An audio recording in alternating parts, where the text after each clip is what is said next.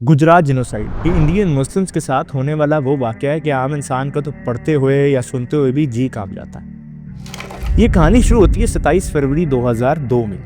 27 फरवरी 2002 में जब सबरमती एक्सप्रेस में आग लगती है जिसमें 59 लोगों की जाने जाती हैं और फिर हिंदू एक्सट्रीमिस्ट ग्रुप्स की तरफ से ये ब्लेम दिया जाता है मुसलमानों को, जबकि रेलवे मिनिस्ट्री इस बात को खुद कंक्लूड करती है कि ये एक्सीडेंट है, इसमें मुसलमानों का कोई किरदार नहीं है। लेकिन मुसलमानों से फिर भी इस एलिगेशन का बदला लिया जाता है और गुजरात में हिंदू एक्सट्रीमिस्ट आरएसएस और बीजेपी से लिंक ग्रुप्स गुजरात में ट्रेन्स में भर भर के दाखिल होते हैं और उनके पास बाकायदा लिस्टें होती हैं और ये सब कुछ स्टेट की नरेंद्र मोदी सरकार की बैकिंग से होता है। उनके पास बाकायदा लिस्टें होती हैं जिसमें नाम लिखा होता है मुसलमानों का और मुसलमान बिजनेसेस का, जहाँ पे इन्होंने जाना है, कत्लेआम करना है, ख्वातीन को ज़्यादती का निशाना बनाना है और बिजनेसेस को डिमोलिश करना है।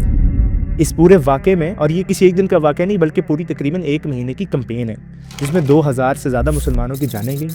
250 से ज़्यादा ख्वातीन को ज़्यादती का निशाना बनाया गया और उनके घर वालों के सामने उनको आग लगा के कत्ल किया गया। इसमें से एक केस है हमारे पास बिल्किस बानो का केस। बिल्किस बानो हमारी वो बहन है जिनको ज़्यादती का निशाना तो बनाया गया, उसके बाद इनके घर वालों को, इनके 14 घर वालों को जिसमें इनकी 3 साल की बेटी भी शामिल है, उसको इनकी आंखों के सामने कत्ल किया गया। और फिर हुआ क्या,